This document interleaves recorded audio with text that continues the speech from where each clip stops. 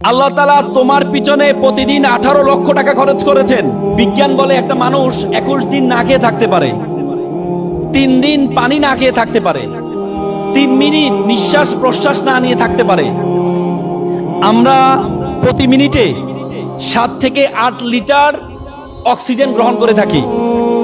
প্রতিদিন প্রায় 10 থেকে 20 থেকে 30 হাজার লিটার আমরা অক্সিজেন গ্রহণ করে থাকি। আমাদের ফুসফুস 20 থেকে 30 লিটার যেই অক্সিজেন গ্রহণ করে থাকি, সেখান থেকে মাত্র 550 লিটার পিওর বাতাস গ্রহণ করে। বলা হয় থাকে যে বাতাস আমরা গ্রহণ করি, সে বাতাসকে যদি সিলিন্ডারাইজ করা হয় তাহলে এটার মূল্য হবে 18 লক্ষ টাকা। তার মানে আল্লাহ তাআলা তোমাকে প্রতিদিন তোমার পিছনে খরচ করছেন 18 লক্ষ টাকা। এরপর তুমি বলো আল্লাহ তাআলা তোমাকে অনর্থক সৃষ্টি করেছেন? আল্লাহ তাআলা কোরআনে বলেছেন ওয়ামা খালাকনাস সামা ওয়াল আরদা, আমি আসমান এবং জমিনে যা কিছু সৃষ্টি করেছি ওয়ামা বাইনাহুমা বাতিলান, কোনো কিছু আমি অনর্থক সৃষ্টি করিনি। আর তুমি বলো তোমাকে আল্লাহ তাআলা অনর্থক সৃষ্টি করেছেন, এজন্য তুমি সুইসাইড অ্যাটেম্প নাও।